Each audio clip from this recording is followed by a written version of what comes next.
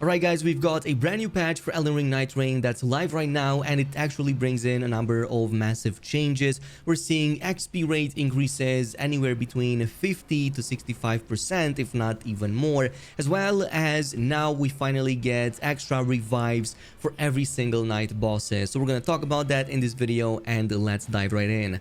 But to start things off, you're going to see XP rates now increasing, especially for trash mobs significantly, but they've also applied those to bosses as well. So just to give you a few examples, we see here that they range anywhere between 50% all the way to about 65%, which is the highest that I've seen. So for example, in the case of these dogs, before the patch they used to give 800 XP. Now in patch 1.02 they give 1320. So this was the highest I've seen, so a 65% increase in XP rate, give or take. But others go all the way down to 50%. For example, just to give you a couple of bosses here, the abductors previously would give 4800 XP. Meanwhile, the soldiers were giving 1200 XP. Well, in the new patch, it's 7200 XP for the boss and 1800 for the smaller soldiers, so again a 50% increase. And finally, for one of these Colossus enemies, it was 3600 before the patch, and now it's 5400 after the patch. Again, another 50% increase. So across the board it should be around this. Probably the smaller enemies are the ones that actually get a much higher increase rather than just 50%. You may see them getting closer to 70%, but I haven't seen any higher than that. Now, in terms of other changes that they've also talked about before in making the single player easier, one is that they've added an auto resurrection when you're fighting against the night bosses. Now, I'm not sure if the day one boss counts to this. My assumption is that yes, because as you can see over here, I died at the second night boss. Even though I did have 2 of those revive stones, none of them got consumed. So when I fell in battle, my character got auto resurrected without consuming any of them.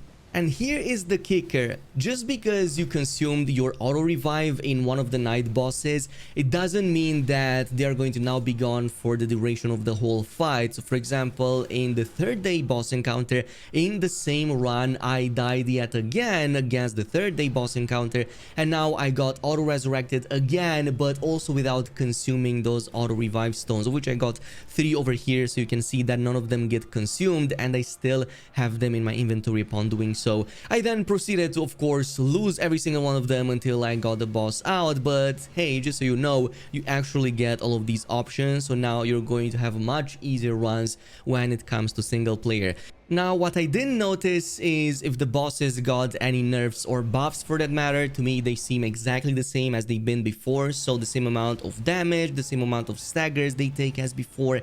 They deal the same amount of damage against you as they used to deal. So as far as I can tell, nothing has changed in regards to these bosses, but maybe some of the end game options did. I'm not sure. The servers are offline right now, so I can't really go ahead and test it out that easily. But just so you know, at least the Gladius over here, nothing changed in terms of how he fights against you. So that's going to be my assumption for everybody. And also, quick note, just as I was making this video, the new patch notes dropped on Steam, and they are pretty much in tune with exactly what I just told you. So we only have those 2 changes, which is the automatic revival upon defeat, which allows revival once per night boss battle. So there you have it, full-on confirmation. It's once per night boss battle. So technically we have 3 revives in solo play against these night bosses, and the amount of runes gained will be increased. Like I just told you, it's 50 to 65%, give or take. Some of them may be higher than that.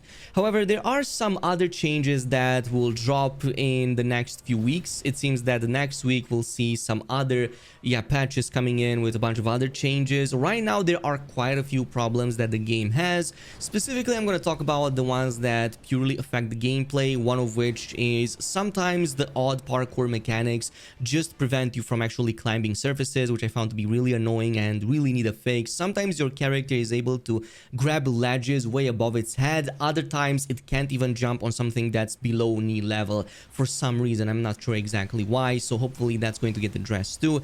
Another one is that Is anybody else disappointed like how I am about some of the cosmetics we get in the game, especially the remembrance outfits? Because some of them barely have a noticeable change in them. You're going through all of that effort and the only thing you get, especially if you're a wilder by the way, is a pin on your armor. That is basically it. Or if you're playing with an Iron Eye, it's just that you get the same variant but covered in blood. That's literally it. So I kind of wish that in the future they add better looking cosmetics, and especially so revamp the Remembrance specific ones, because let me tell you, it's not easy and a lot of folks are not there just yet. I would also argue that the camps that provide specific status effects to what the boss is weak against in that run should be a little bit more abundant. There were many times I made full runs, for example, against the final boss encounter, which may be weak against something like Holy, if I remember correctly. In this case, it was a chore to find a Holy weapon, a weapon that dealt Holy damage, especially as Iron Eye. And even when we did found a camp with Holy on it, it didn't drop the weapon that I needed for that character, but with also the Holy affinity. For example, I would see swords dropping even though I needed bows for my Iron Eye, and that's just one of the examples. Others may need electricity, or maybe even, for example, madness, which is not as often and common as the others I've mentioned. So in this case, I kind of hope that in the future they bump it to not just 2 per map, but maybe 4 or at least 3 per map. I think that would be a little bit more balanced. And another one that I'm even more shocked it's in the game is the fact that when you actually jump into a Remembrance, which is basically your character's quest line, this is going to put you in a completely different matchmaking pool, only with other players that are also in the same mission as you are, which drastically reduces your access to other players, and you're going to see increasingly higher expedition waiting times. In this case, I imagine that a few months later down the line, probably nobody will even queue in for them because everybody's completing them right now. So I really hope that in the future they come in, patch this in, and just let everybody queue in with everybody regardless of their instance of those remembrances. And on a similar note, I would say that the same should apply when you go back to that different version of the round table hold. But specifically in this case with the matchmaking pool limitation, it really doesn't make any sense if you think about it, because most of the objectives you find in Limveld naturally occur in places you would visit anyway. Like I got one that brought me to a mine. I go there anyway. It was exactly the same as it's always been. It just had an extra boss. In this case, might even give a bit of extra XP to some of my other teammates that don't or have already completed that portion of the main mission.